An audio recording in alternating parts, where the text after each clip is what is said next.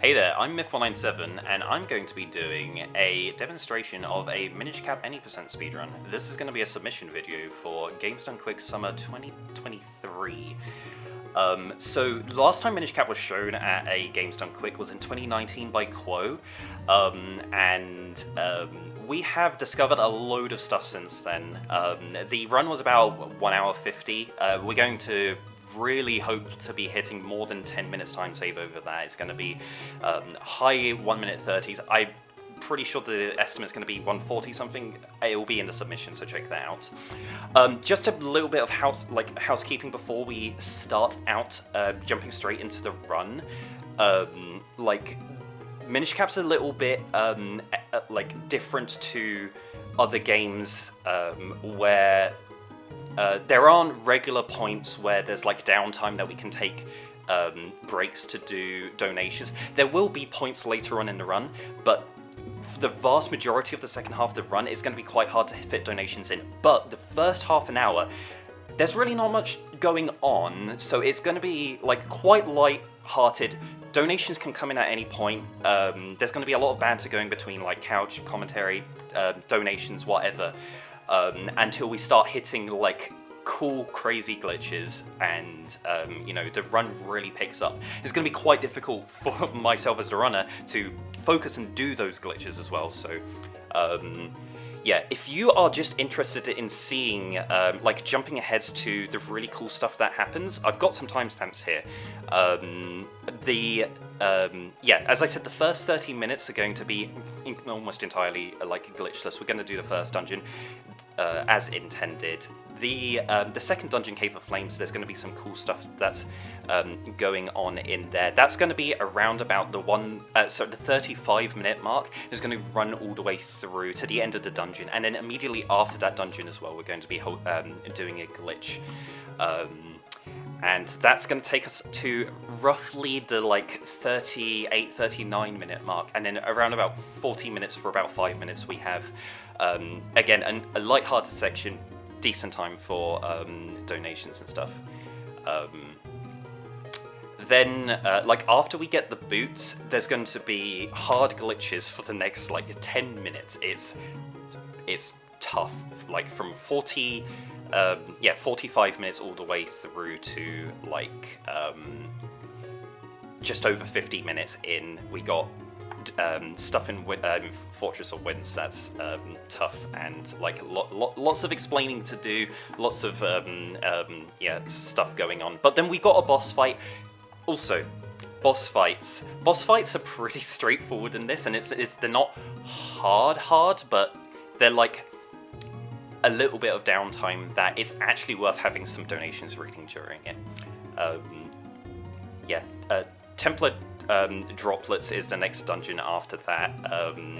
We do a lot of we have a lot of downtime just before the dungeon where we're not really doing too much. A lot of stuff in the dungeon is very quick and rapid, and then we've got a manipulation for the boss that we kind of want to talk through. But then after the boss is done, some downtime for more donations. Then we go to the next dungeon. That dungeon is the coolest dungeon in the whole run. It's very sick and clean and very rapid and flowy. Everyone really enjoys seeing that dungeon done. And then the boss is actually pretty tough on that one as well. Then after that we got, again, another big section of downtime where we got some, can get some donations in. And then it's Dark Harrow Castle, the last dungeon. That's from an hour and 20 in until the end of the run, and it's going to be hard to fit any kind of donations in after that point. There's a lot of stuff going on. I'm going to be very focused on not making any mistakes because it's the hardest part of the entire game, I think we're not doing anything super new, so people will be familiar with what's going on by that point. Okay. Yeah, I think I've rambled enough. Also, the final boss is very difficult as well, and very hype. Hopefully, it doesn't go too badly. But yeah, I should just get straight into the run now that I've rambled a bunch. Okay. So, we're running on Nintendo Switch. I should just start the run straight away, but you can see, like, if I just do that, here, we're on Nintendo Switch. I've got the Japanese version on the Switch because it's very easy to get, very accessible. And off we go. Yeah, the Switch version has just released, and the community's really happy with the Switch release. There's a lot of, like, animosity when it comes to new Switch releases and ports for older games. Normally they come with, like, buggy emulation and input lag and stuff like that, but they did a really good job on Minish Cap. Like, it's not coming across on my setup that great because I have a bad capture card, but this is the best Minish Cap looks if you want to. If you have a decent capture setup, just plug it into a Switch, and the game looks amazing. It looks really good. It pops so cleanly. The gameplay is great. Zero input lag whatsoever. People who are interested in speedrunning, like, what's the time-saving aspect of it, it's right in the sweet spot, just in the middle of, like, everything else. It's not so overpowered that everyone has to adopt it, but, like, it's a very, like, competitive version to use, so everyone's happy that it's, it provides more accessibility for new people to start playing. If they have Nintendo Switch Online already with the expansion pass, you can just get Minish Cap and start playing it straight away. So I'm playing on the Japanese version. The North American version doesn't have the same glitches. The EU version does, and if you're playing on the Italian language, the language difference is basically a non-factor. But there's just like one room in the European version that's like a minute slower because of you literally can't use the ocarina to fast travel in it, and that really just ruins it from being the version that we want to use for the speedrun. The other thing is I just did a RNG manipulation there. So at the beginning of the run, I did a reset, and the entire intro, the RNG of the game was advancing the same amount. So it meant that I knew exactly what I was getting from that rupee drop there. This game has got a lot of RNG manipulations. We're not going to see one for, like, quite a while. Like, there won't be another one for over half an hour. Probably, like, 40 minutes, I think. And then, so much of the middle and the end of the run are going to be RNG manipulated. Those RNG manipulations have been specially crafted and designed for the Japanese version, so they're possible on, like, the European version or the North American version, but because those versions are just inferior for the speedrun, we haven't developed those, so it's hard for anyone to speedrun the game if they're trying to play on the North American or on the European versions. So you want to play on the Japanese version, but that's where the Switch version comes in great, because on Switch, it's incredibly easy to get a Japanese version if you have Nintendo Switch Online.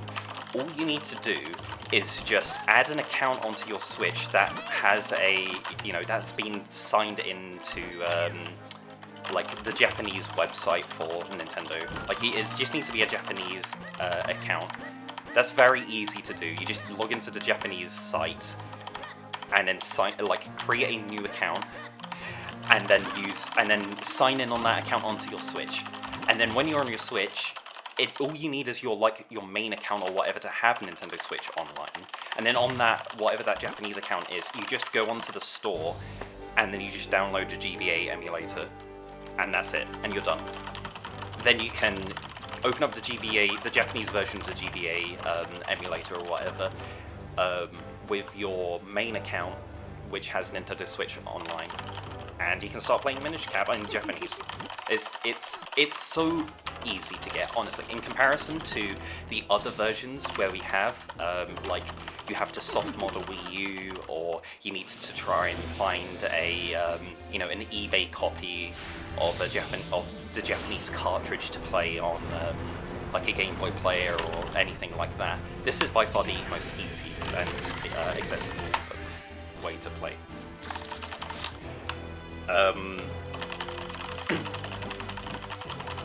So, with that, like, ramble out of the way with the, like, oh, what's the best way, like, why are we playing on Switch, and, like, yeah, Switch is great, Switch is cool. We've been doing, like, all of the intro. We've got, like, story going on here. We got about 10 minutes of story that we have to do at the beginning of the run with no real way of skipping this.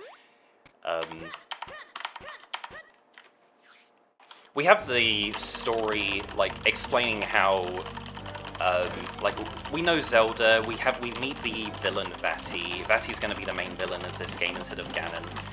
And we are going to, yeah, Zelda's been turned to stone, and that's the main quest of the game. We need to save Zelda. We're watching this cutscene now.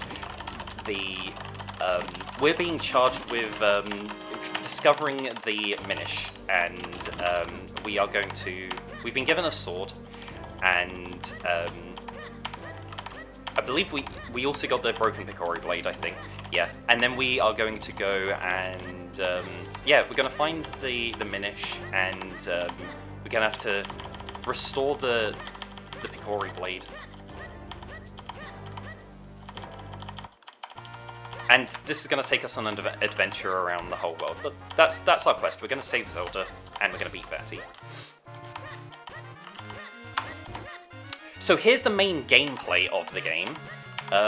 It's a 2D Zelda game that we can roll, which is cool. It gives us a little bit of a speed boost. And we can use it to dodge enemies, because we have immunity during it, just like in other Zelda games. When you're rolling, you're invincible, so you can roll through enemies. I didn't really get to demonstrate it here at all with these enemies. Okay, a little bit there. Here we get to see, look, just roll straight through them. A lot of this speedrun is going to involve me paying attention to where the enemies are in rooms. We know exactly where they spawn, but RNG means that the enemies are just going to walk around randomly, and we don't really know exactly where they're going to be. So we're going to be looking out and making sure that we see where they are, react to their movements, and make sure that they don't hit us, because taking damage is bad and we might die. It's slow. So, now we meet our sidekick, Eslo.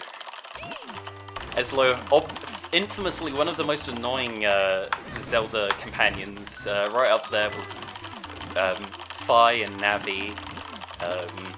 Eslo is going to be stopping us every 5 seconds to backseat us and tell us where we should be going. Nice, I rolled in the wrong direction. That's awesome. Right, so we got Eslo. Various points of the run, we are going to be doing some very weird movement, just to make sure that we don't roll into these triggers that trigger the Eslo to start talking to us. So we just take that into... we just factor that in when we're considering our movement through rooms and stuff. Alright, so here's the main mechanic of the game. We get to shrink.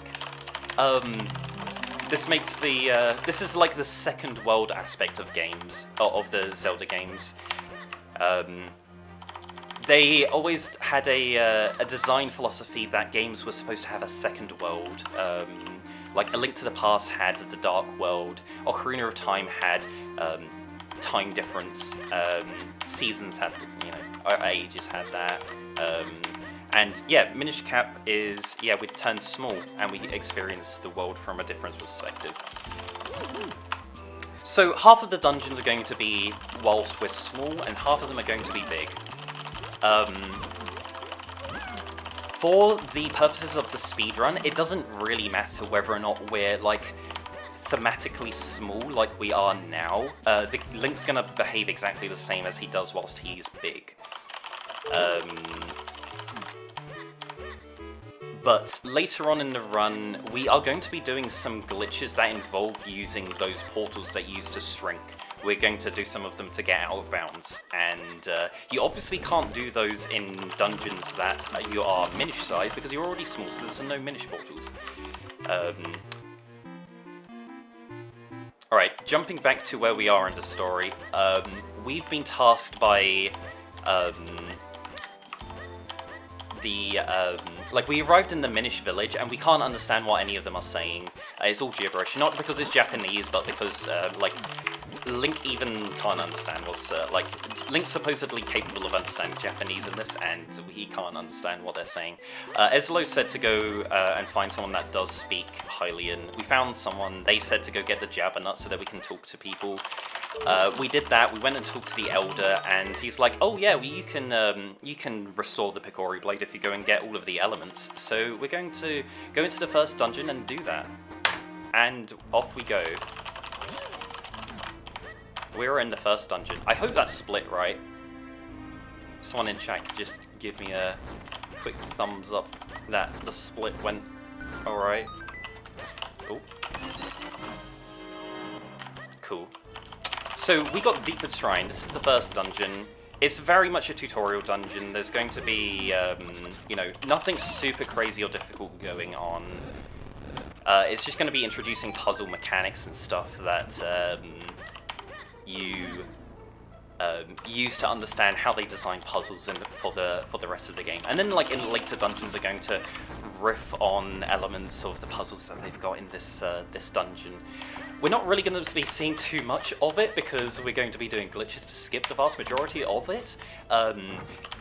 That's where the glitchless speedrun comes in, where we do everything, and all of the puzzles, and we do them quite optimally as well.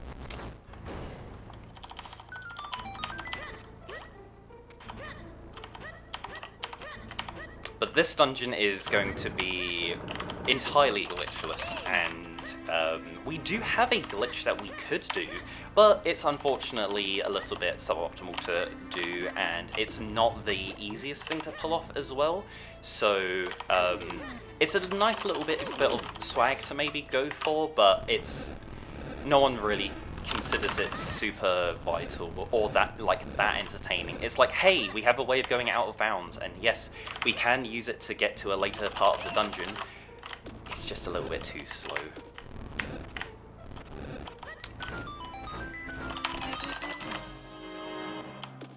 Really, the only thing that's stopping us from doing a lot of out of bounds here in this dungeon isn't the dungeon layout itself, it's the lack of items. If we come back to this dungeon with a full inventory of items, we have a huge amount of tools to be able to break out of bounds and stuff. Many of the things that we're going to be showing off that we literally are going to be doing in this run, in the later dungeons, we could apply here, but we just can't do because we don't have the items for it. This game's not like OOT, where we have like inventory manipulation so we can get items earlier than intended, away from their, you know, in-game location that you were supposed to acquire it. We can only get stuff in this game from the place in the game that they were originally found. This speedrun is going to be mostly similar to something that you would see in, like, A Link to the Past, where you do a lot of out-of-bounds movements, and, like, you rush to certain items to get the use of that item so that you can perform some trick to get out of bounds or whatever. So we are going to be getting one of our major items here. We're going to be getting the Gust Jar at the end of this fight. Gust Jar is going to be quite useful for us. Hello, hello. Oh, thank you.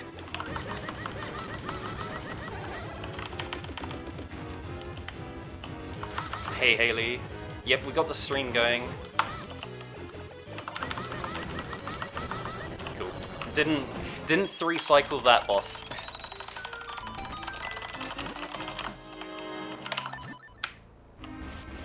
Should you spoil the super secret thing? No, I don't know what that is. But yeah, we've got the Gust Jar now. So the Gust Jar was like, this was the first time the Gust Jar was in a Zelda game. We saw it like return in like Skyward Sword. Oh no.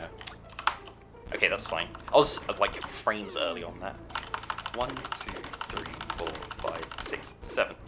Right, we got some lily pad movement here in this basement. We do a lot of counting, so it's going to be hard to talk.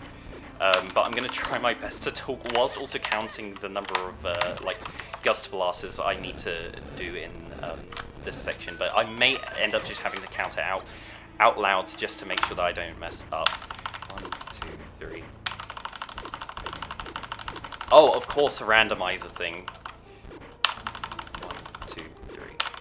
1, 2, 3. Surprisingly, or unsurprisingly, this game, Zelda game, also has a randomizer. Very cool. We have a lot. 1, 2. Sorry, 1, 2. 1, 2. We have a lot of really cool updates to the randomizer very recently. The randomizer has been out for several years. I think it's coming up to 4. Yeah, it is getting a massive update at the moment, which is very cool to see.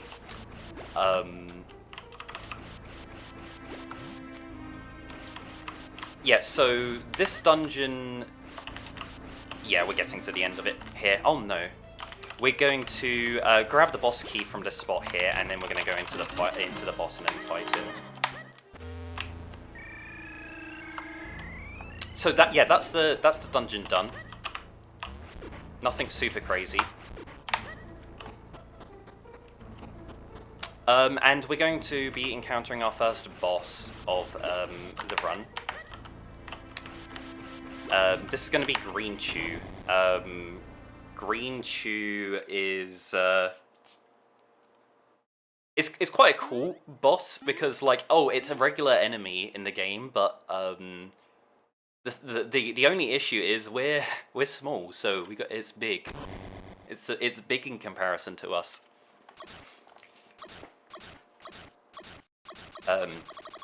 Yeah, in terms of the speedrun, this boss isn't hard whatsoever.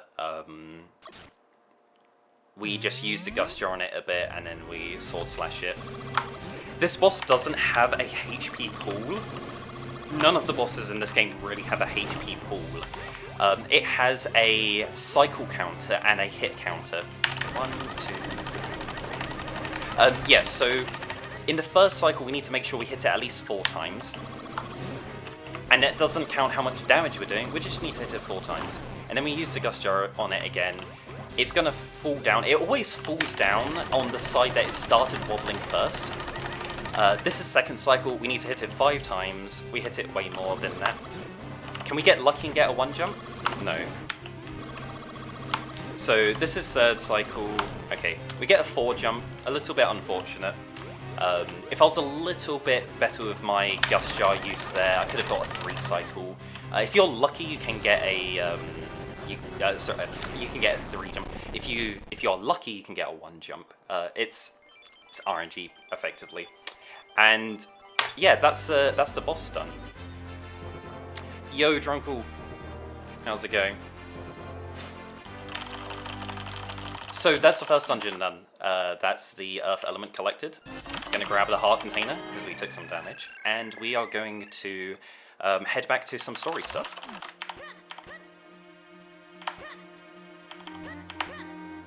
So, the village elder was asking us to go and get the Earth Element, so we're gonna go and tell him, hey, we picked it up. And then they're gonna tell us that, the rest of our quest is we need to collect the rest of the elements and then take it to... we also need to take the broken sword to Malari, the smith up in Mount Krenel, and he's going to reforge the sword for us. So, yeah, that's where we're going to head to next. And also, they did say that we should grab some bombs on the way out. They outcast this Minish to the outside of the village because he created bombs. This is Balari, the bomb maker, and yeah, he gave us some bombs. I like to just imagine, there's a reason why he was outcast outside of the village to, some of his shenanigans with bomb creation. Don't think anyone wanted him around. But yeah, we've got bombs. Bombs we're going to have to use to be able to get some puzzles done. We need to use it to blast some cracks.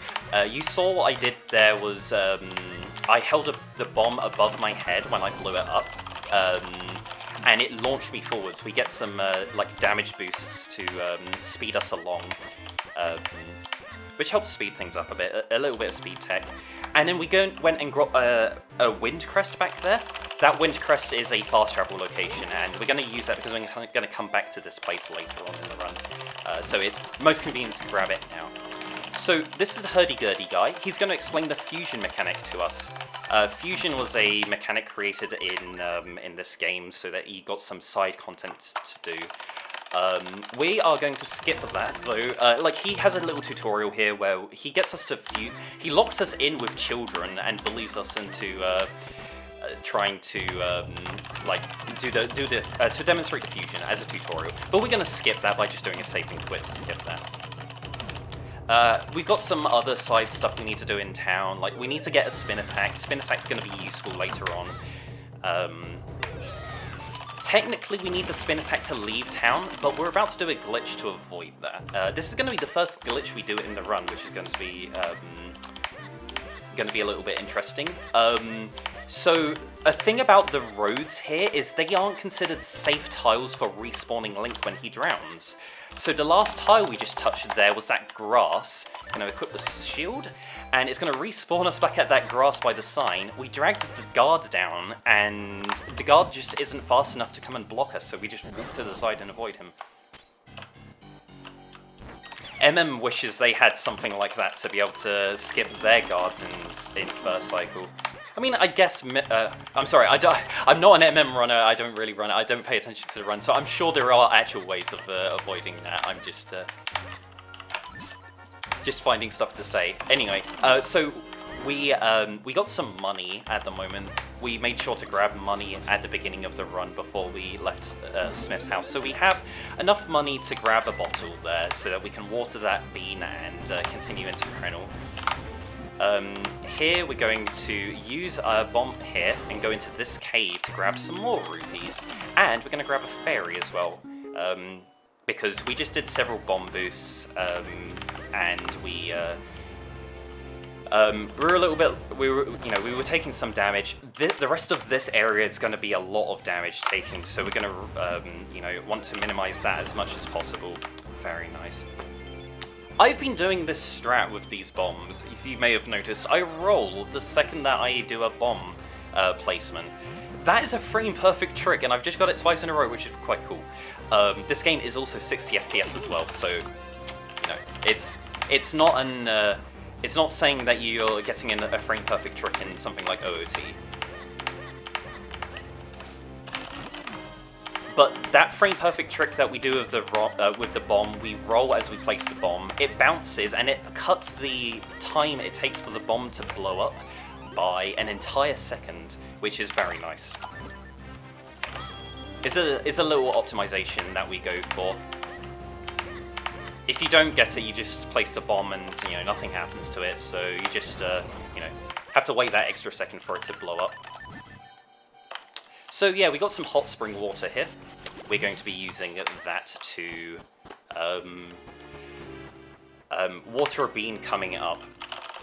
All of these sections are going to be glitchless, the intended route. Nothing too crazy going on here. Perfect time for donations and stuff like that. All of this section, I've been really just blagging and filling with stuff to say. Anyone can say anything they want during this section. There's nothing too crazy going on that needs explaining. I'm just explaining stuff that a complete new person to Minish Cap wouldn't know, but anyone who's seen Minish Cap or played it before as a kid, they would be familiar with a lot of this stuff, and the only thing that kind of needed explaining was that the glitch that we did at the end of town where we skipped past the guard, but again, that's not super crazy or anything. So yeah, we're just small. We're going to grab this bean, we're going to throw it into this hole here, and then we're going to water the bean. And that's going to let us get up to a higher section of Mount Krenel. Riveting stuff.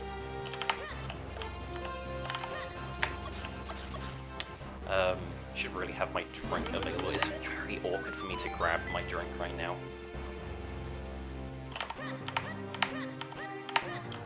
Mount Krenel is quite, honestly, quite brutal. Oh my god.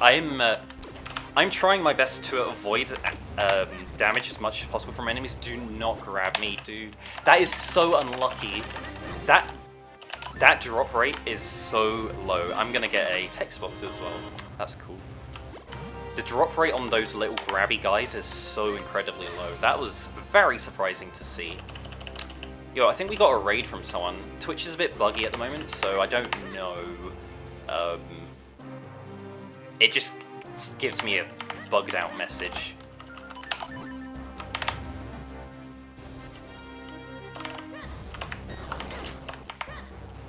Yo, Carol, how's it going? Thanks for the good luck. Carol, another runner of this game. I just wasted a bomb there accidentally. We are a little bit tight on bombs. It's not going to be super, you know, a massive deal that I wasted one bomb. We can waste up to 2 bombs. I just need to not waste a second bomb, and that's fine. It's not something that happens commonly, so...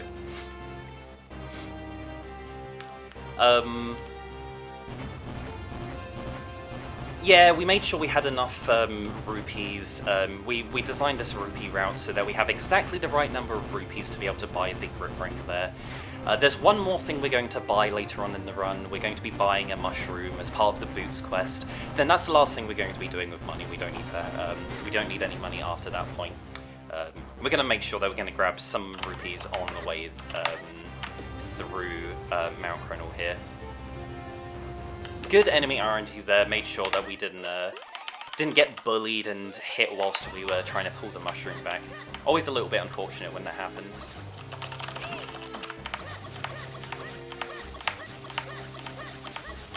Eslo there was explaining to us that these raindrops hurt as much as boulders, which is a lie, because if you just saw that, I took a quarter heart of damage, and the boulders earlier did half a heart of damage.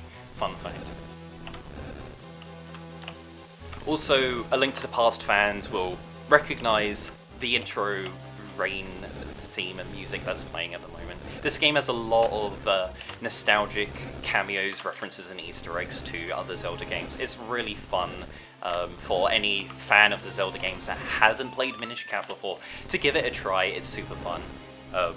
I've been showing a super optimized version of like the beginning of the game, but if you're at this point, the world is quite open. It's not like fully open, but it's decently open, so you can do a lot of exploring and seeing all of the things to see in the game. Anyone who hasn't played the game before and is a Zelda fan should absolutely check it out.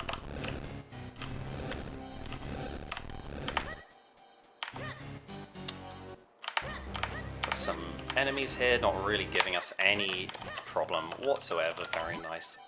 I got my menu round the wrong way. We get the swag kill on that guy. Very nice.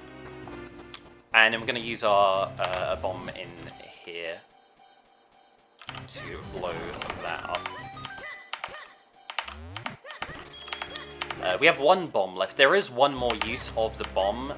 We will be able to get bombs just before that, in case we messed it up, but it's fine. We're good on our current bomb route at the moment. It's fine when we go down to 0. We're not going to have to use bombs for a long time after we use our next bomb.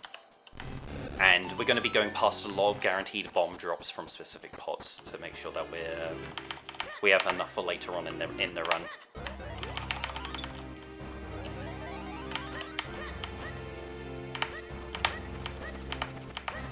So we have gone through this whole section here quite nicely, actually. Like this is good health. We normally take a lot of damage on this mountain just because of the amount of enemies there are and the wildness of the RNG that controls how they behave. We can take a lot of damage just due to dumb luck. We didn't, which is very nice. Yeah, so we've reached Malari's mines now. We're gonna hand the sword in, and they told us, hey, we're gonna work on the sword.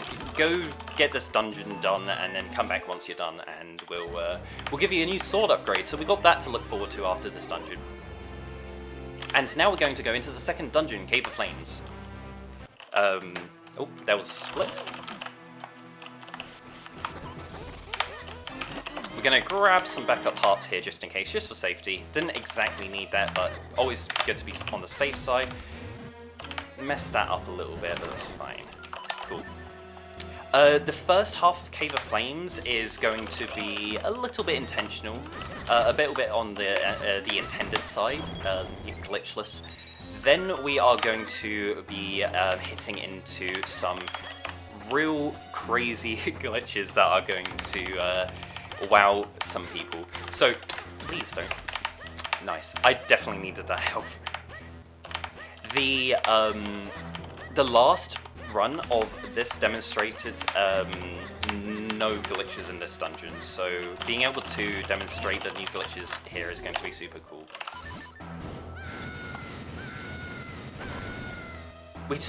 We're not going to be hitting there yet. It's going to be a couple more minutes of regular gameplay.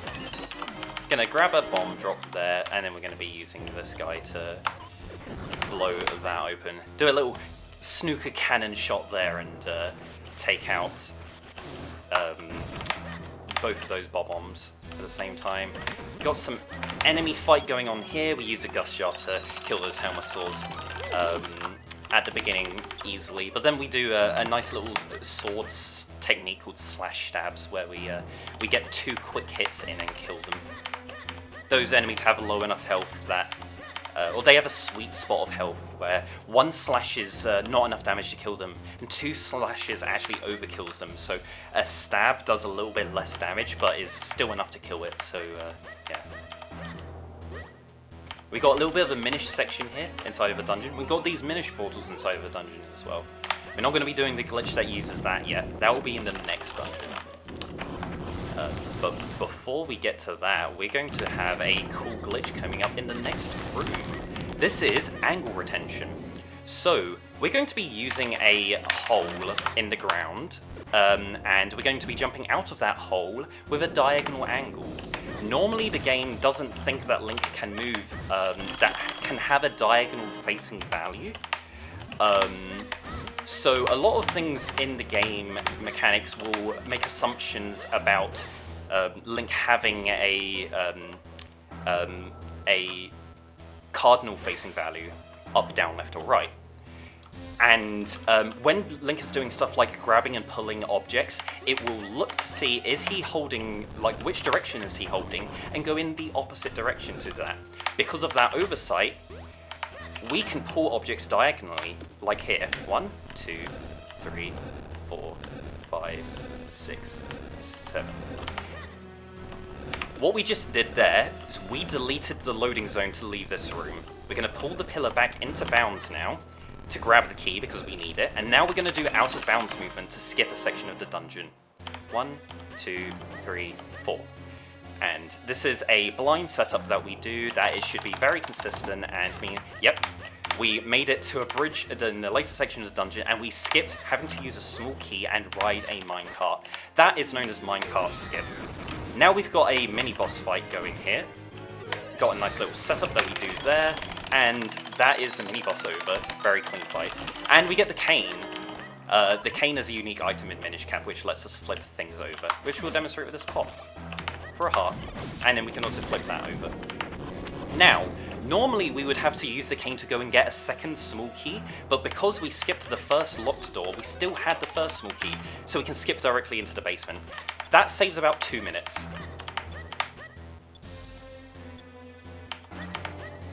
So now we have, we got a little bit of downtime here. Link's just going to be moving around as Minish. I'm just filling the void here, but now's the time for like a donation or something. After that technical explanation of the glitch. That's not going to be the only time we're going to be using this glitch, by the way. We're going to be using diagonal angle retention to pull another pillar out of bounds. It would have to be a quick donation, by the way. Here we're going to be using a pillar to let us clip out of bounds. So we're going to be putting an enemy inside there. Then oh no, that guy just hit us out. Sorry, let me just get the setup done. Okay, so we're going to be moving this guy over into this spot. Diagonal angle retention to pull this up 6 times to there. We're going to push this pillar into the wall by using diagonal angle retention a second time. like so.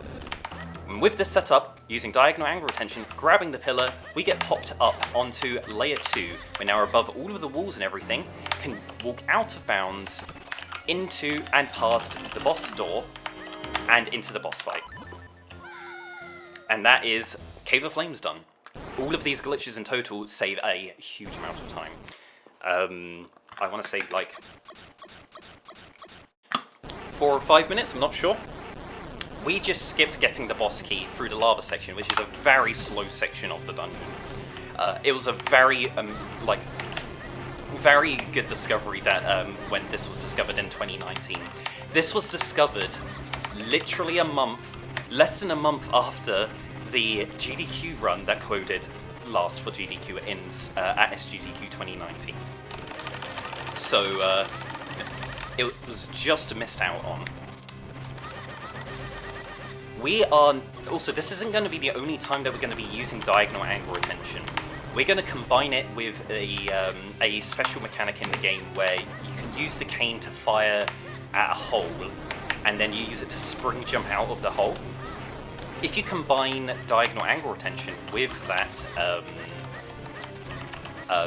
spring jump, we do something known as verbal hop, which is the German name for the spring jump, and it lets us jump diagonally out of the hole, and we can jump diagonally onto an out of bounds section, and we use that to skip a section of Palace of Winds, which will be the second to last dungeon. That discovery let us eliminate an incredibly difficult frame-perfect trick from the run, and lowered the difficulty level of the world record route down to exactly the same as the beginner route. For a long time, the beginner route of the game was identical to what was performed by the world record. It was just skill and optimization that determined the world record. And yeah, that was Gleerock done. Sorry I didn't mention that there's Gleerocks on the walls. Gleerock, very straightforward boss, just like Green Chew. Set number of cycles, set number of hit counter things. There's no health counter on it at all. So Gleerock can be ignored a little bit. There was a little bit of an optimization we do at the end where we want Gleerock to be facing down at the end because it helps save 1 second at the cutscene at the end there. But not super vital if we get it or not. So here we upgrade our swords to the green sword. Very important that we do that. We get a damage increase here, which is going to be handy, but it means that we get to upgrade this sword to be able to create clones later on in the run. We're supposed to do that now, but we're going to be doing a glitch to skip having to get the sword upgrade right now. So this is called Krenel Clip. We did a thing called Bottle Glitch, where I get to walk through enemies, and then we are going to be using this guy to clip out of bounds here, like this. 1, 2, 3, 4, 5, 6. Cool. And now we're going to be doing some out of bounds movement here to get to a later section of the game than we were supposed to. 1, 2, 3, 4, 5, 6. We're going to go for a trick here. McYeehaw! Yep, we got it. Nice. Right, can you get out of the way? Thank you. That McYeehaw strat is completely inconsistent. It's entirely luck-based, and I was very lucky I didn't softlock inside of the rock there. That was very nice to get. That saves like 3 seconds. If I failed it, I would have had to save and quit, and I would have lost like 12 seconds. But the main intention of doing that is we needed to read that sign. That's the next major story flag that we need to hit. The only way we could have done that in the past was by going and getting the sword from Hyrule Castle, and that would let us create clones so that we could push a boulder out of the way and get there the intended way. With this discovery of Krenel Clip in 2021, we are able to break the sequence of the game, and we can do dungeons in nearly any order that we want. I was supposed to do a save and quit here because I am on the Switch version, and I don't actually know if this is faster or not, it doesn't matter.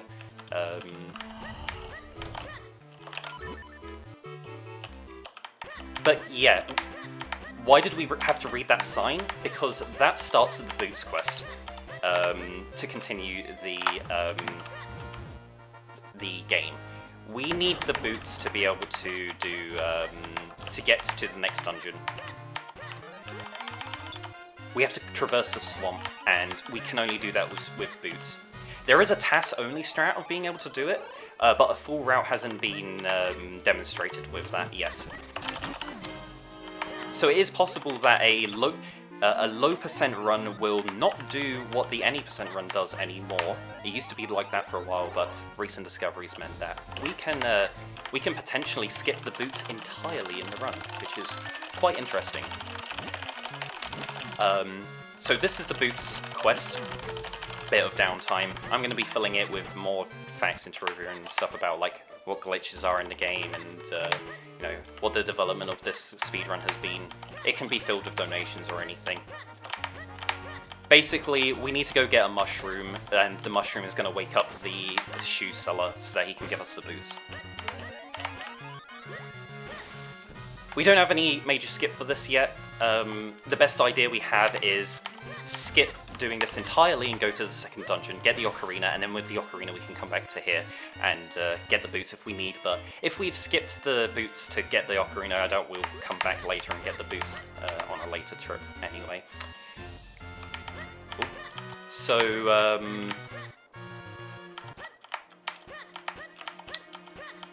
there's some stuff in the next dungeon which would require us to have a red sword, the next sword upgrade to be able to,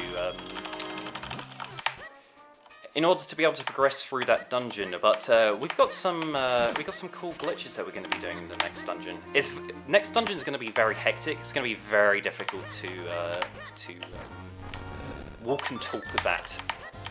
It is now one of, especially the route that I do. It is.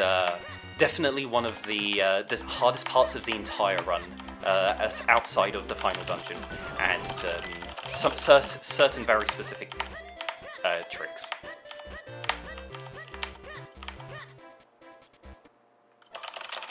So yeah, now we can get the boots. So now we're going to get the boots and we're going to go into the swamp. The swamp, originally we had to collect these 3 kinstones and use those to open the exit so that we can go to the Wind Ruins, and that's the section just before the next dungeon. We discovered a out of bounds though that lets us avoid having to collect those fusions completely, and we are going to instead use a p-hat to clip out of bounds, and that's known as p-hat clip. First thing we're going to do, though, is we need to get the bow, so we're going to rush immediately over to get the bow. My health isn't too amazing right now, but it should be fine. I do have a fairy in a bottle. I did grab that earlier on, just before the Gleerock fight, if anyone noticed. Again, more lily pad movement, optimized. We count the number of blasts that we do. A little bit suboptimal there. We're going to do a fight here. After this fight, I'm going to be saving quitting and then doing a RNG manipulation. Because later on in the run, we do need 4 kinstones to do fusions to get a item. And I need to get those now. This is the best place to get it, so I'm going to do it here. The save and quit that we do resets the RNG to a known value. So the precise movement that we do here should always result in 1 kinstone there. And then we're going to get 2 more up here. That's our second. Here's our third. And then we're going to try and get lucky with a 4th. Nope. Okay, I'm going to save and quit, and I'm going to do a safety backup here. There is a possibility of doing a safety backup later in the next dungeon. I'm not super confident on doing that, so I'm just going to do the backup here, and it's guaranteed. That is the guaranteed kinstone that we needed to get there. So I'm going to do a save and quit now, and I'm going to be doing a second RNG manipulation. This time I'm going to be manipulating a p-hat at the top of this area. I'm going to make sure that it's in the right spot by doing very precise movement here. This is Yep, this looks good, and the P-hat is right there, so we're going to pull it over to here, kill this rope that has moved into the way for us, going to pull it over to this spot here, don't wake up, thank you. Going to keep Gust Blasting it and then tapping it with the shields to move it into this place that we want. Every Gust Blast stuns it, every shield hit just moves into the right spot. That's the right spot, excellent. Move it into the right spot here, and then we're going to clip. We're not going to clip because I had a bad position. That was very unfortunate. It looked good on my setup. I didn't notice if it was bad. That's bad. That's bad. It's bad. There we go. Okay. Okay, cool, we got it. That was a little bit, scary there. I wasn't sure if I was messing something major up there. But that is P-Hat Clip, and it gets us onto layer 2, and we just walk out of bounds over the swamp into Wind Ruins. Now we're completely out of bounds, and we skip everything there and skip immediately into the next dungeon. Massive skip, saves a huge amount of time, about 3 minutes. I also forgot to mention that the chronal clip glitch that we did earlier, that saves optimally about 1 minute. It just rearranges which order that we can do dungeons in, and it helps skip a cutscene as well. There is a cutscene where we would normally see the king get possessed by Ivati. Because we didn't see that, we prevent some story flags from happening. I'm doing a glitch here, by the way. I messed it up because I held the spin attack too long. And that is why I didn't get the Kinstone earlier on in the swamp, and instead I got it here. I really shouldn't have reset there and done the whole thing again. I should have just carried on going, but I really want to demonstrate this. This glitch that I'm doing here is called Lever Clip. And it's normally quite precise. I shouldn't be talking whilst I'm trying to set this up as well. I messed it up, I dashed too early. That's such a shame. I can't try again. It's going to take too long. So we're going to be doing a backup called just regular Armos Clip. Can you...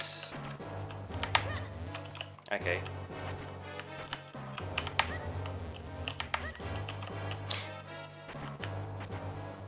Okay. Oh, dude, don't... Okay. This is getting really scary. Okay, there's the Armos Clip. Yeah, that's a bit of a shame. We were, yeah, optimally, we would have clipped inside of that stationary Armos and then used the, and then pulled the lever to make sure that the, you know, to make this key drop. Like, we're doing this to make this key drop. That's the only reason why we're, like, in here in this room doing this at the moment.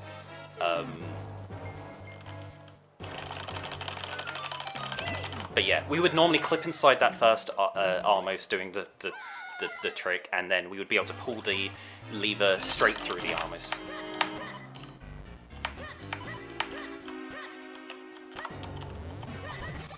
Now, I need to grab some health here for backup. Luckily, there's just some heart drops there. Yeah, so this dungeon has a glitch that we're going to do to skip directly to the boss, and all we need to do that glitch with is have the Molmits, and so we're going to immediately rush directly to the Molmits. Normally you would have to go to the, you know, other sections of the dungeon, and this is quite a puzzle box dungeon where there's just different directions to go, different places to go, and you like the you're supposed to just collect keys and then so that you can reach all the different sections of the dungeon, and the boss keys are located in the deepest part of the dungeon, but we're just grabbing the first available key that we can find, and then we're going to be using we're going to be rushing to the roll. Interesting, cool. We're going to be rushing to the Molmits and then using the Molmits to skip directly to the boss. So here's the Molmits. We had a Dark Nut fight there as well. There's the Mitts equip. Going to be doing another save and quit just to go back to the beginning of the dungeon. Now, here we're going to be doing another RNG manipulation. With the lever clip manip that I was doing, that was all RNG manipulated so that the Armos moves in the right direction. We're going to be doing a very similar manip here to get the Armos into the right spot. First here we're grabbing that Kinstone, because we're going to need that later, and then we're going to be manipping this Armos here by doing this movement, and then we get Armos clip. Very nice. Now here we're going to be doing portal items. Okay, looks good. So portal items is we use an item whilst we're sliding against a portal, and then we push against the portal. And oh, I missed the Enter Fortress split. Never mind. We slide against the portal, we use an item, and then we push against the portal, and then we use the item as we're jumping up onto the portal.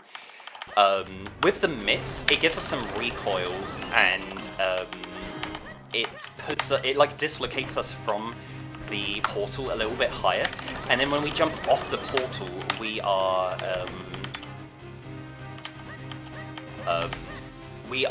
going to jump higher up than intended, so we're going to jump quite high up on the wall.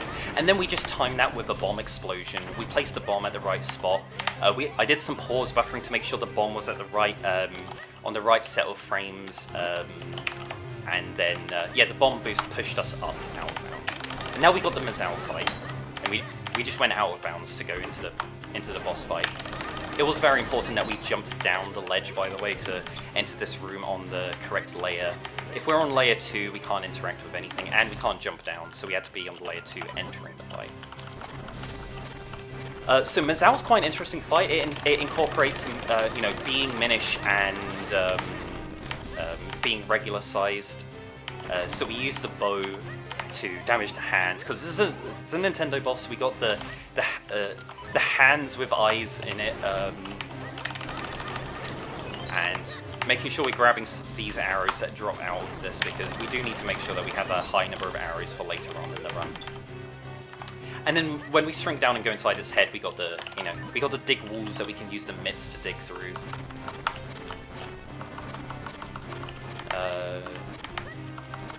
Yeah, it was this first tower. Okay. With the pillars, it can be random, it can be any pillar, except it can't be the one that it was in the previous cycle. So, I knew that time it wasn't top right, because it was top right just the previous cycle. Oh no, I forgot to grab the heart container. Oh, what a shame. So, here's the ocarina. This is roughly the halfway point of the run here. The ocarina is where we get the most powerful glitch in the game. We get the ocarina glitch. Anyone who's seen a Minish Cap speedrun will have most definitely seen the ocarina glitch done before. We're going to be using it pretty much constantly throughout the rest of the game. So, I collected a bunch of kinstones earlier. The reason why I did that is I needed to get 4 green kinstones of a very specific set of shapes to be able to fuse with Tingle and Tingle's brothers. Why are we doing that? Because when you complete Tingle's side quest with the fusions, you get the magic boomerang. The magic boomerang is a very broken item, and will let us do some out of bounds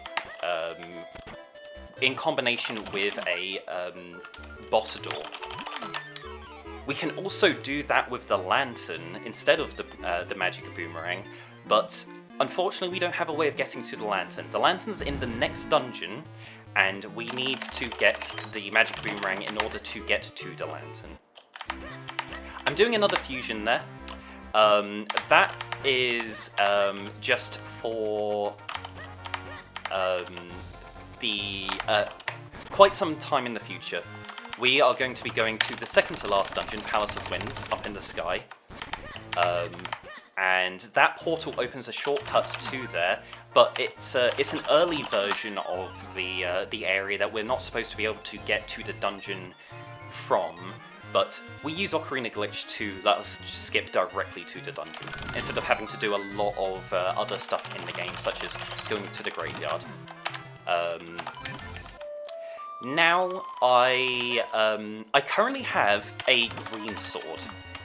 The next, one of the Tingle guys that I need to go and talk to is locked by a block that requires me to create clones to access. And so I need to go and upgrade my sword now to be able to do that. We know how to skip it, and it's, for this route, it's just suboptimal to do, so it's not necessary that we do that now. We would have to get the sword anyway before we go to the next dungeon, so it's not super...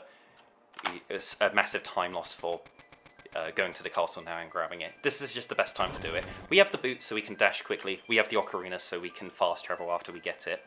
And quite importantly, because we did that chrono clip glitch earlier on in the run, we skipped a story cutscene where where Vati possesses the king and starts telling the guards to lock down the castle and stop anyone from getting in.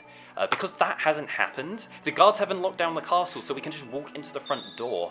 Anyone who's played this game would know that you'd have to do a guards section where you have to sneak through the hedges and go through a secret passage to get into Hyrule Castle to upgrade your sword.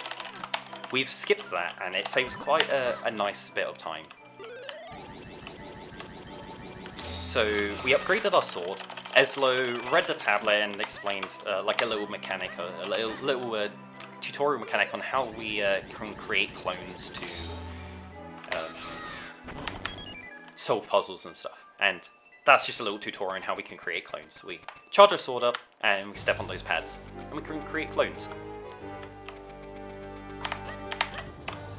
This game was intended to be a prequel to the Four Swords games, and a little bit of a spoiler, but we are going to be acquiring the Four Sword later, so we can create 4 links. Anyway, back to the Tingle Quest. All of this Tingle Quest, by the way, perfect time for donations and stuff like that. We just have cutscenes, nothing crazy going on. We're just going around fusing to this guy a bunch of times. I'm just filling time again. Yeah, once we've fused with all of these Tingle guys, we're then going to go to Hyrule Field and go into these trees and hit a switch in each one of those rooms, and then it will make a ladder spawn that we can use to get to the magic boomerang.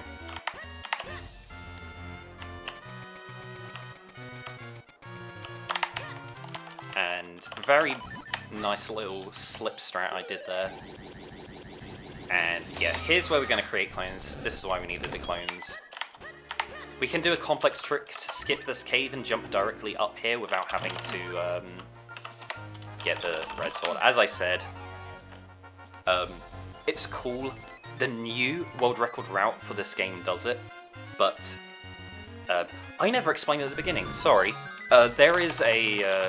I don't know if it's the best time to do it now. We got a little bit of downtime, might as well explain it now. The most recent discovery in Minish Cap is a trick called Octoclip, which is what the current world record does. It is an incredibly precise setup and frame perfect at not like the most important part, but also like so much of the setup up to that point is so precise that even if you're frame perfect, it sometimes just doesn't work. If we fail it, we lose over a minute, and it's incredibly unsafe for a marathon because there's no guarantee that you will get it after X number of retries. So I'm not going to be doing that. I have done a run of that route before, and that's what my current personal best is, but I'm not going to be doing that. I do have, like, on the side where my splits are, I do have what I said real PB there, that's my run with the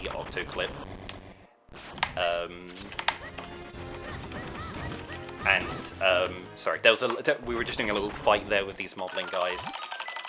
And then we're going to be watching a cutscene here as well. That trigger spawned because we got the red sword. That's an unavoidable trigger we have to fight at some point in the game. Yeah, so, sorry, on the side of the screen where the live split is, I do have, like, my times for this route, which was 134. That was my PB for this route. I'm currently comparing to some splits which were my most recent practice, with my current level of, you know, rust, and I haven't played this game quite seriously, and at least this route in at least 6 months. So I'm still de-rusting a little bit.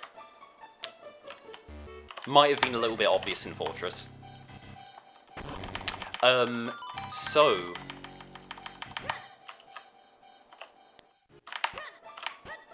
I'm not going to talk too much more about the Octoclip route. It's a trick. It's a difficult trick. We're not doing it.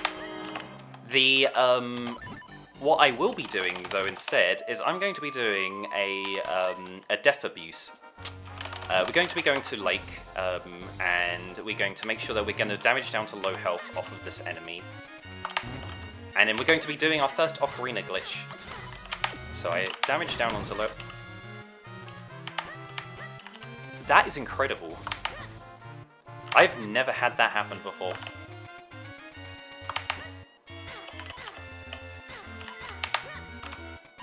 Yeah, chat loves that. Yeah, so there is a heart drop chance from the grass here. That's surprising. I'm just going to save. I know this is probably going to mess up, so I'm saving just so I don't have to redo all of this setup.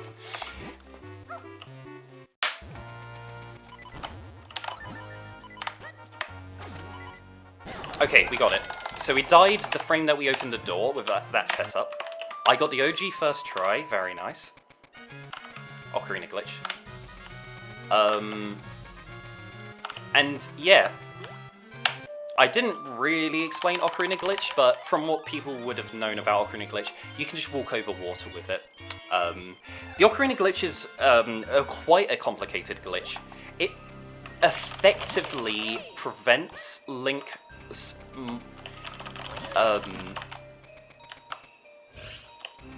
it prevents Link from updating what floor tile he stood on, unless you're doing a certain action.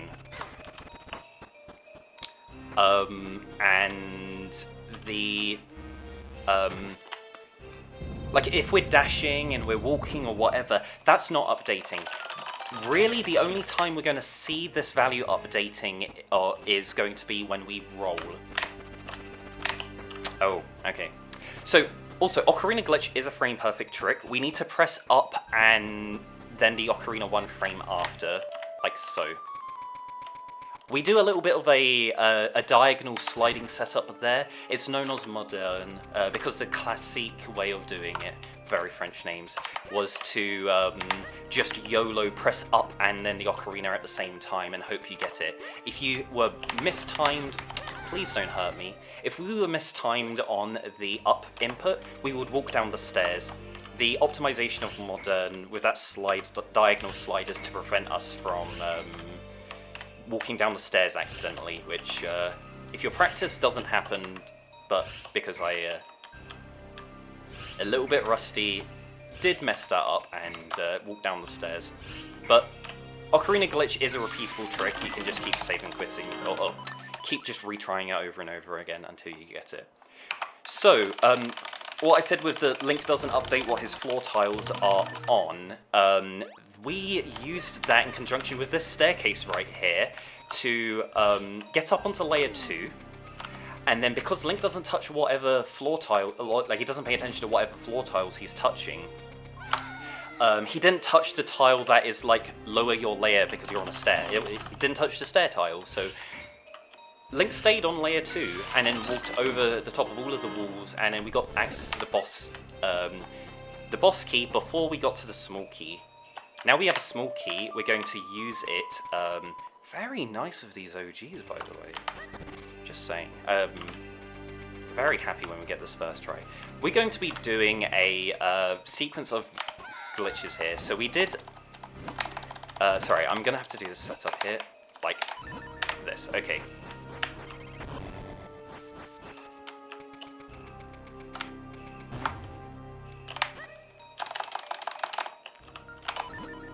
Very nice.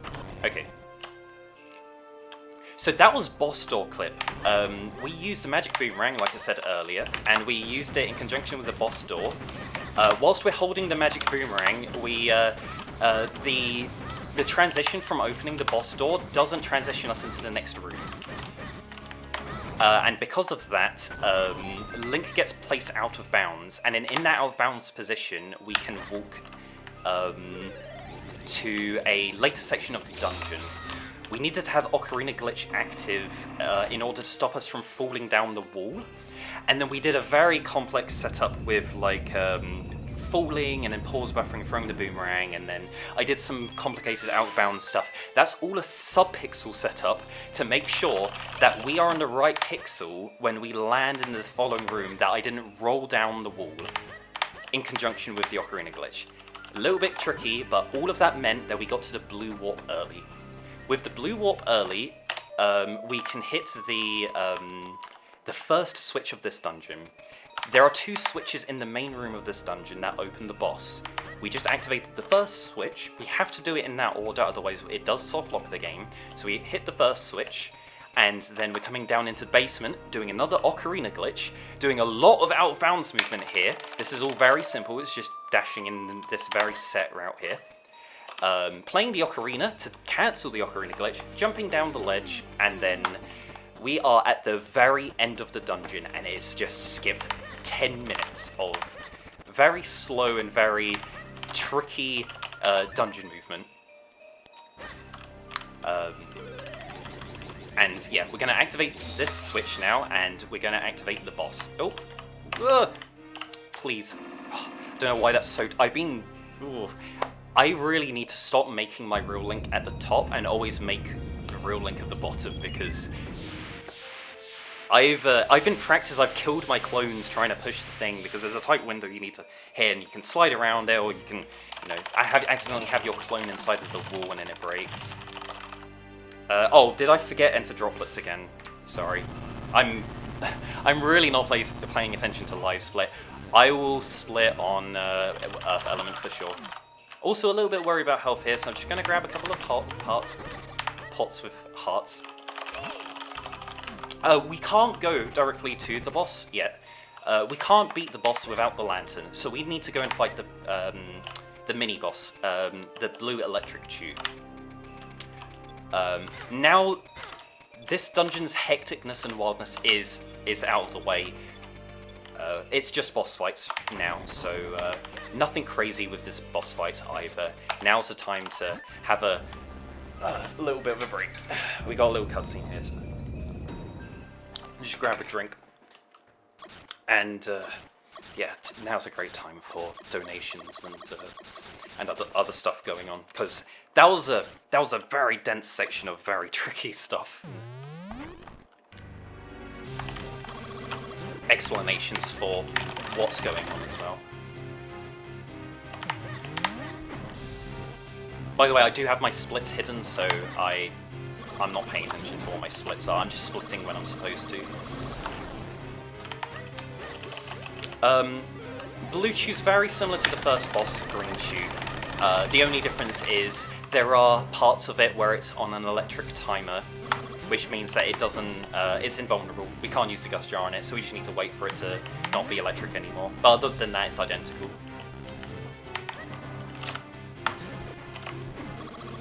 Okay, a little bit bad RNG here. Okay, that was very close. I nearly lost a whole electric cycle there due to some bad luck. Yeah, you can lose a lot of time in Blue Tube to luck and other stuff really outside of your control.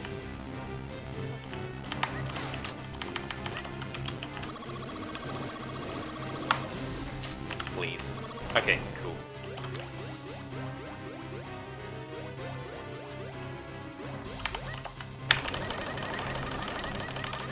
That was the last cycle. Cool. I wasn't paying attention to my cycle count, And I got incredibly bad luck there.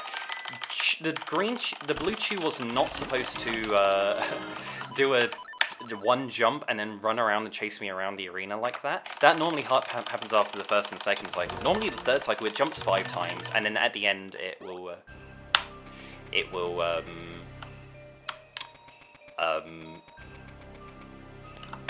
stop being electric. But now we're on to the main boss, Octo. I'm doing an RNG manipulation here, because Octo is a completely random boss in the third cycle, but if we do precise movement, we are going to make sure that the RNG is at a known value.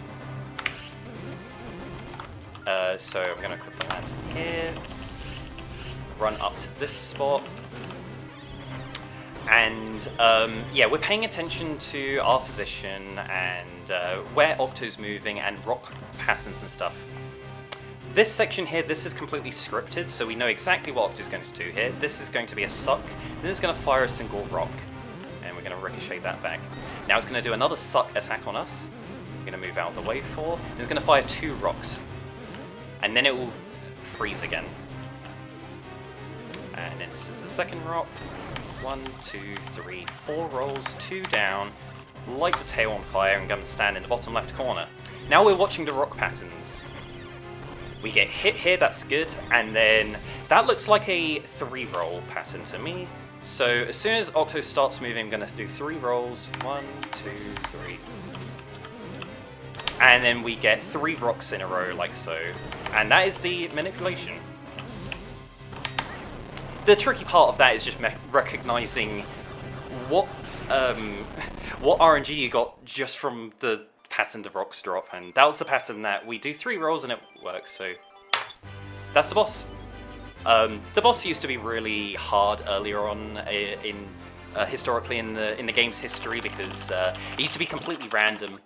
In that last cycle, we were lucky that we manipulated it so that it fired 3 rocks in a row. It can do one of 2 things. It can either fire 3 rocks in a row, or it fires a single. It does a suck attack, fires a single rock, and then shoots out ink.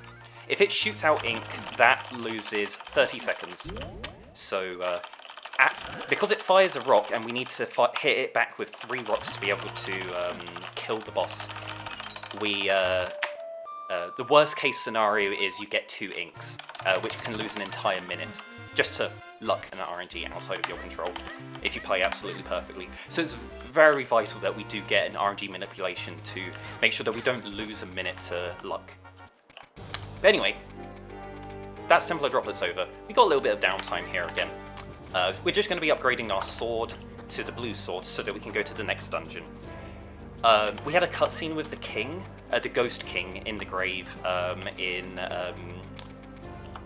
in the graveyard, and he just tells us to go to the graveyard, and we would have to go through the graveyard and at least in the glitchless run, we would go to the graveyard.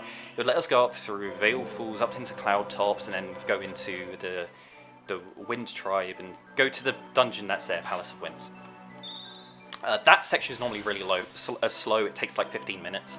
We're going to skip that all entirely because we got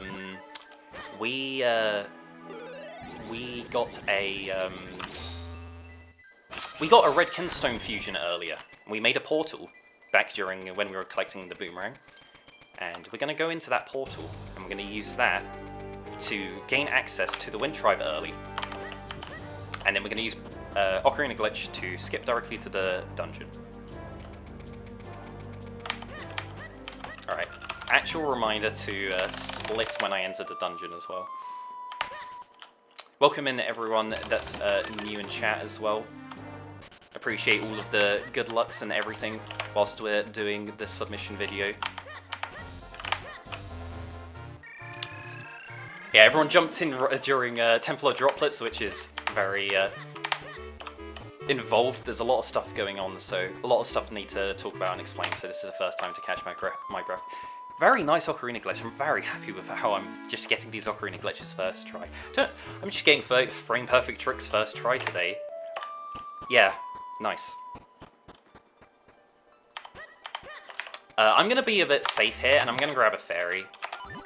Because we did use a fairy to Death Abuse to get into Templar Droplets, so... Okay, right, here's the next split. This is Palace of Winds. Palace of Winds is a really cool dungeon. It's not a crazy amount of explanation for what we're going to do. It's either stuff we've already seen, or, you know, stuff that's quite simple but fast. So we're making quite good use of the magic boomerang here to hit these switches and, like, hit P-hats out of the way and... Right. Thank you. Okay. Just doing some enemy manipulation there. Not full RNG manipulation, but we can... We know how those Stalfos are supposed to behave, so we can bait them into doing jumps when they're not supposed, like when they're supposed to, so that they don't hit us and kill our clones. If we get hit whilst we have clones, they instantly despawn, and we would have to create them again to push the switch. That first room is one of the hardest rooms of the whole dungeon, just because of the RNG involved in it. It's quite brutal. This is a very cool section that we're going to do here, or a very cool fight. Just going to grab some bomb refills here.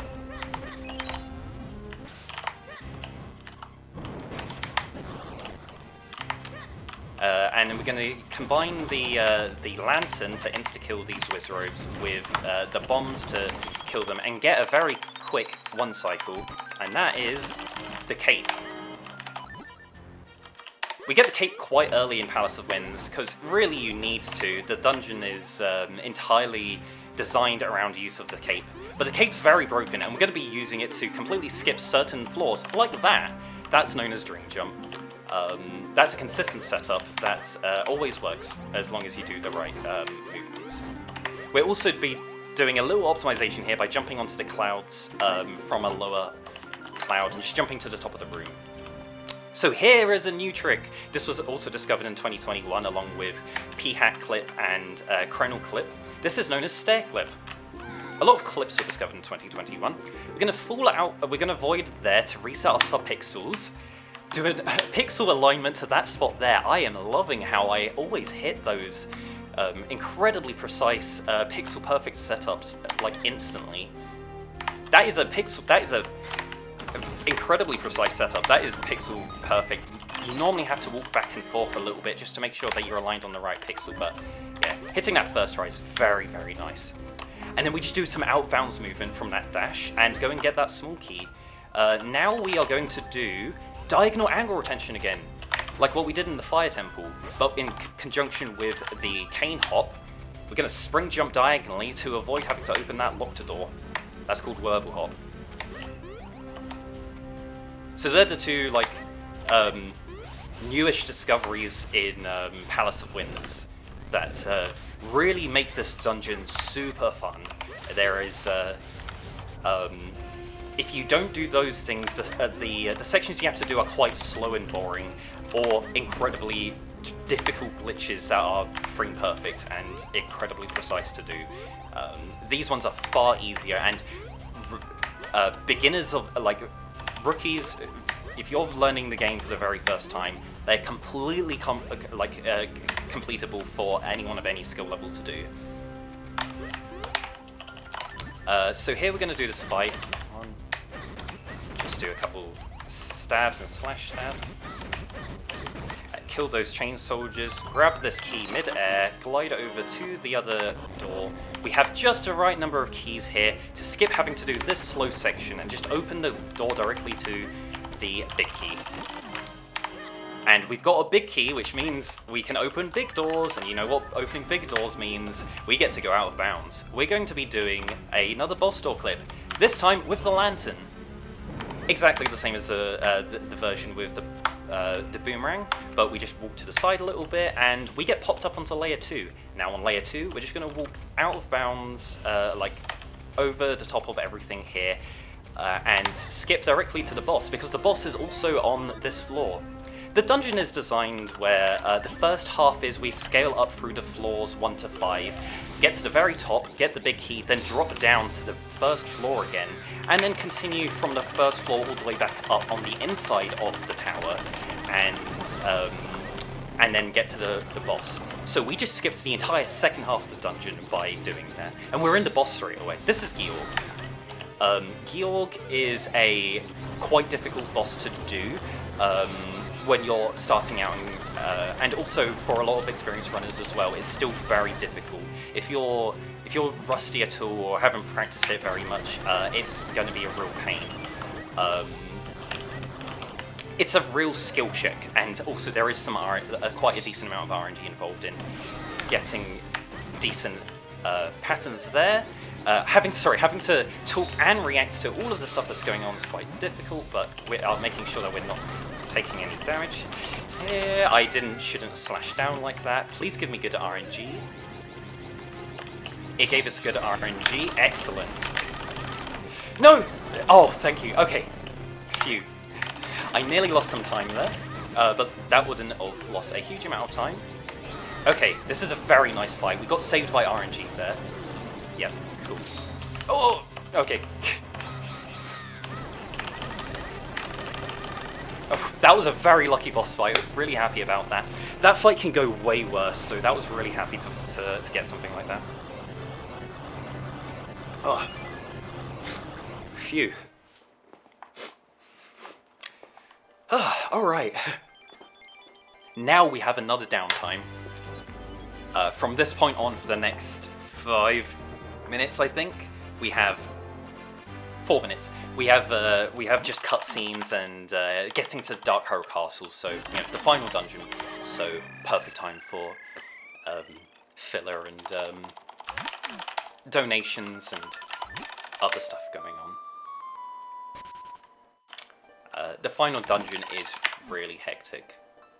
So really, last opportunity now. Get as much, make the best use of this time to do donations and anything else that needs doing. Why am I going to the left?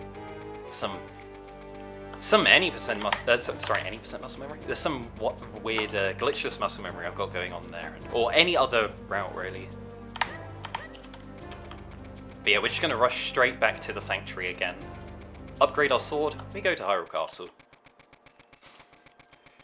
Yeah, rando muscle memory, definitely, yeah. I don't know, new rando with it. We've got open Dark Horror Castle now. We just have the front door open, so I don't think people should be, having the old setting where we have to go to the side and unlock it anymore. So, okay, so we got a decent cutscene here. A decent length cutscene, so not really much to say. Chat, how are you doing? How's it going? Enjoying the run? Sorry about Fortress. I'm a bit disappointed in Fortress, honestly. I really messed that up. Again, Fortress is like it's now one of the hardest parts of the entire run outside of Dark Horror Castle itself, so oh no, oh I'm sorry. Oh no, I'm sorry. Oh, I reset back to the beginning. Oh, I didn't realise it. I hope this doesn't happen in the marathon. Oh. Just ignore what's happened. I'll try and get back to where we are quick and see if, still if we can come in under estimate.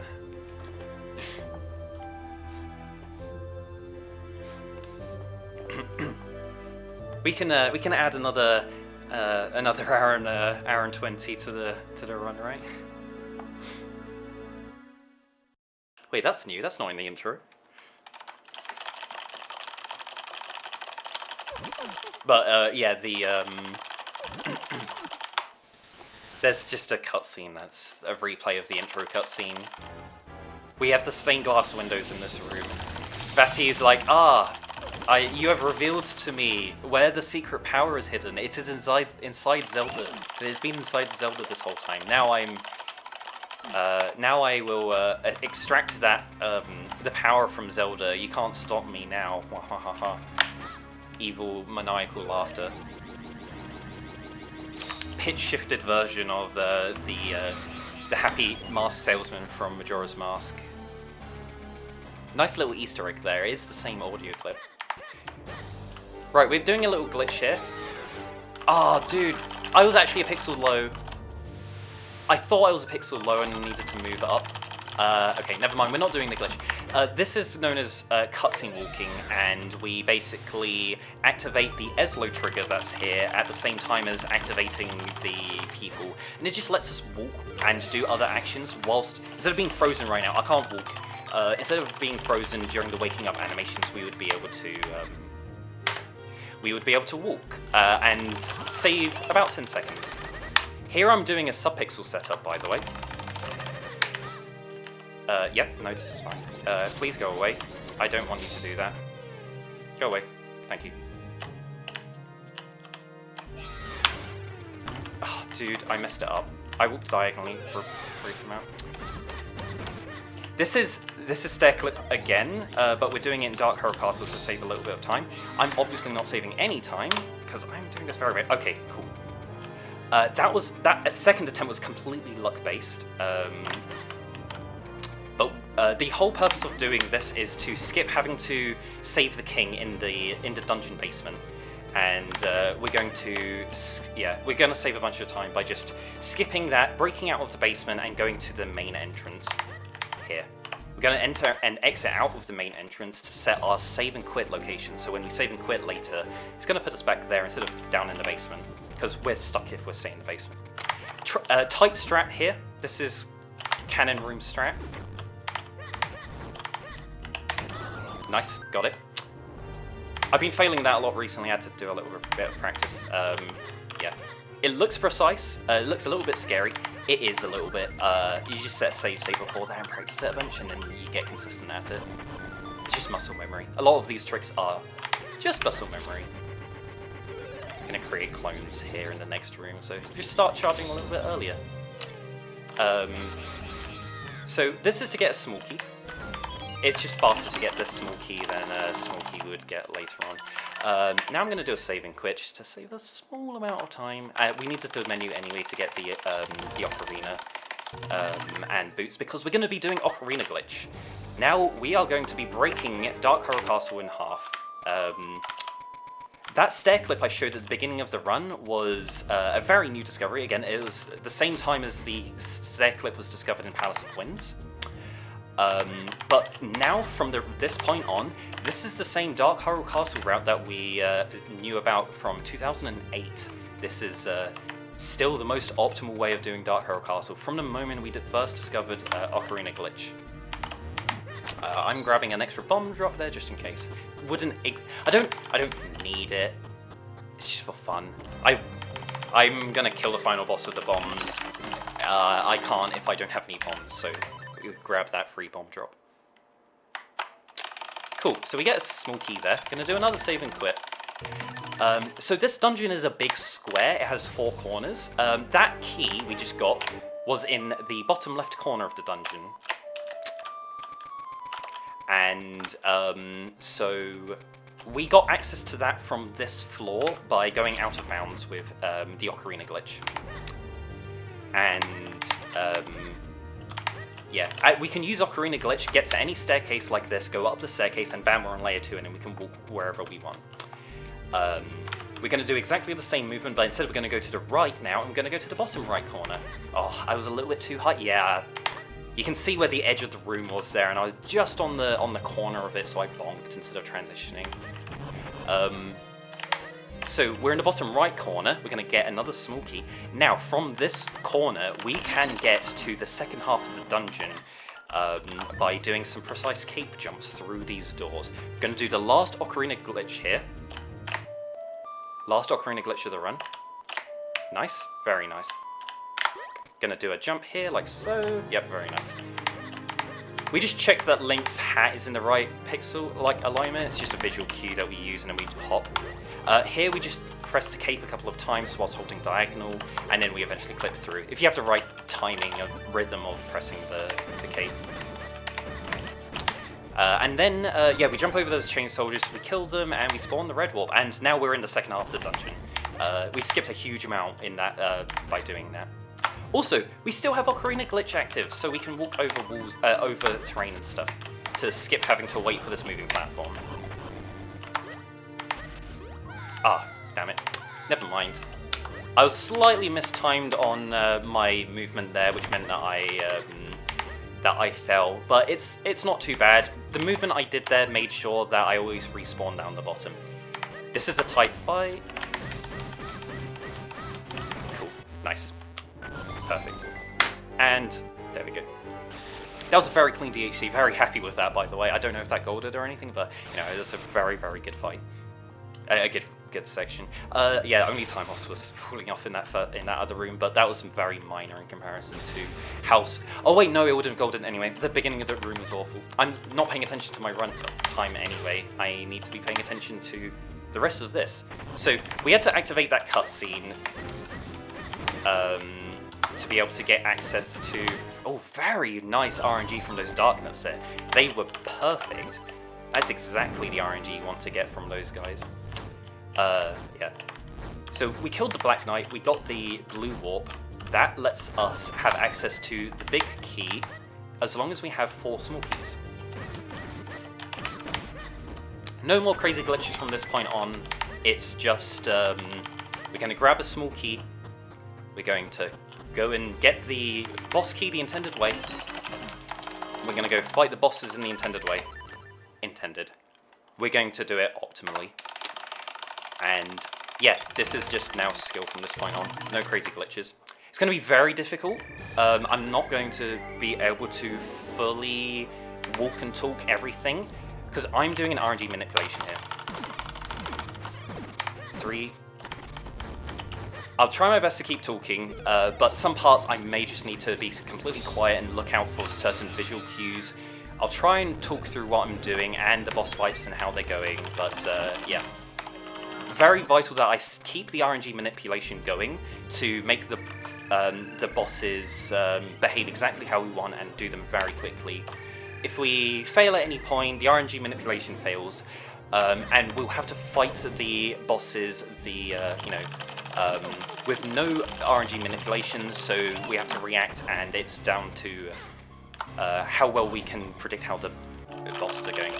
It's very difficult though, and we'll lose a lot of time.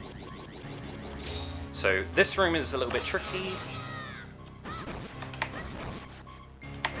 Okay, looks good. Very precise sword slashes there and made to look out for the Ketons. This fight, a little bit self-explanatory.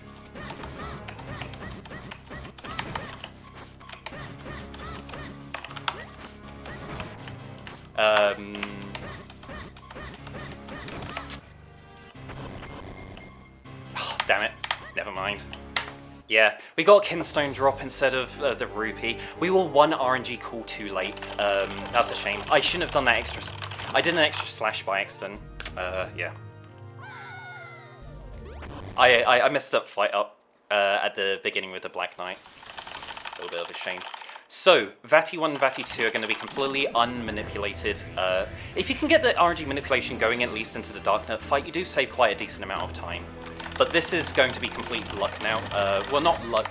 See if I can get okay luck and also not make any mistakes.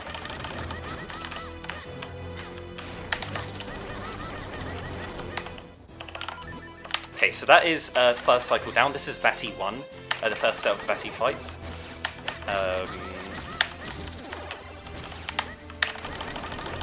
That's third cycle. This is the beginning of fourth cycle. We're going to use the Gust Jar. There's 5 cycles of this boss. Okay, cool. And now we use the Gust Jar again. This is 5th cycle. No teleports. Okay, I was wondering. Okay, yeah, we're getting bad teleports here. This is out of my control. Yeah, okay, cool. That was the last cycle. And that is Vati 1. Okay, now we're on to Vati 2. Vati 2, if you get bad luck in... If you get good luck in Vati 1, Vati 2 will give you bad luck. If you get good luck in...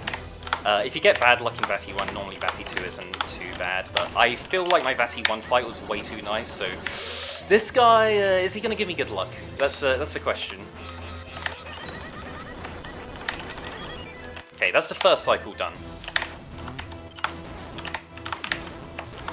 Okay, I got a good set of arrow shots in. That meant that we get to determine which is the right set of eyes. Just like the Mazal fight, it never repeats the same pattern of eyes twice in a row. Okay, cool. Why did I make my clones around that way? I'm so stupid. Sorry, I wasn't paying attention. Vati is being very mean here and staying on the left-hand side of the arena. Okay, we're going to do a spin attack like that. Spin attack is bugged in with clones, and it does it sets, instead of dealing damage, it sets Vati's health to a very set value. In the second cycle, that is below its death threshold, so it kills it. In the third cycle, it's 1 slash away. Oh no. Oh, that's a real shame. I can't believe that sword slash didn't hit the eyes. Okay. Please. And then that's the fight. Okay, very nice RNG from the Vati 1 and Vati 2 actually. Not super optimal or anything, but a good demonstration for like how those fights can go if you're well practiced and know how to fight them properly.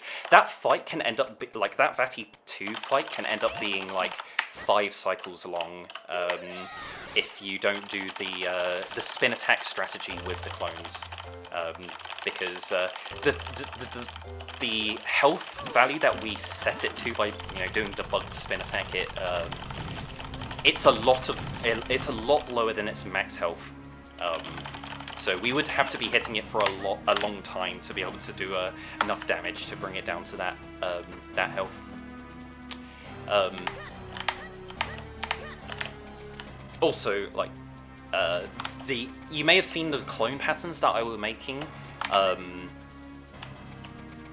You can make various different patterns of clones with the clone pads, and the vast majority of them do work. I like that pattern because you have a little gap so that you can dodge projectiles. If you go for the intended pattern, which is like that crescent arc moon shape pattern, you're presenting a big wall for Vati to throw projectiles at and hit. Very nice. We get the portal items with the cane. Okay. Very nice. That was actually sick. That was an incredibly clean arm.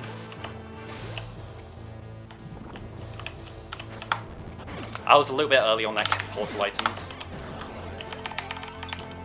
One of the benefits of portal items is you can jump up onto a portal and use the item at the same time. Oh, very nice RNG from Vati eyes today. Okay, very, very clean. Oh, whoops. Let's hope I get good RNG here. We now need to play tennis because, again, it's the final boss. We're going to do 3 patterns of 3 volleys, and then time will be on. Like after we hit the blue balls back, we then hit it a couple of times. I'm actually going to throw bombs at it for the next couple of cycles. It doesn't matter. You just need to hit it twice with anything. It doesn't super matter. I forgot to throw the bomb. Okay, last one I'm going to throw the bomb. When I throw the bomb at the boss, then it's time. So, yeah, coming up to it here, and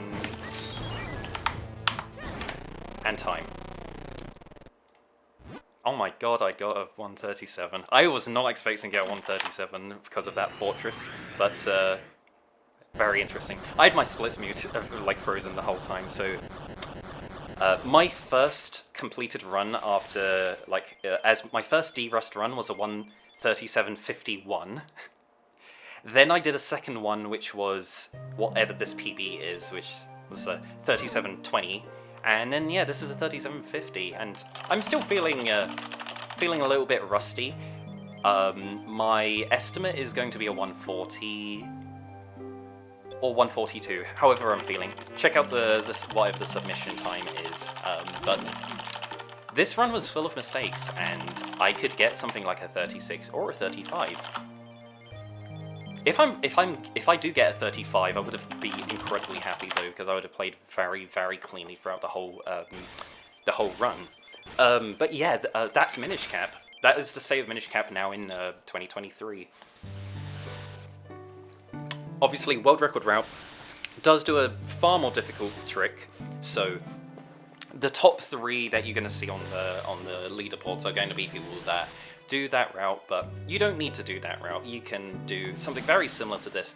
I do a lot of very complicated tricks, so as a beginner you won't be doing all of the stuff that I'm doing, but I do have a set of tutorial videos that I'm going through and explaining what's the best strats to go through for a beginner. It's not fully completed yet. It's a bit of a long project and I'm working on it over some time, but Minish Cap is super accessible to get into at the moment. A lot of the beginner tricks, yeah, super fun to get into. Also, yeah, for GDQ, I really hope that this is something that they're looking forward to. If you got a 1 hour 40 slot to fill, there's ample time for donations. This is a very fun, beloved game. So many people who have played this game as a kid are just like avid fans of it and still like have cherished memories of it all the way through to today. Loads of people still make loads of like artwork inspired, like on Twitter. So many artists and stuff making stuff like that. We got active communities around the game for speedrunning and also for stuff like the randomizer.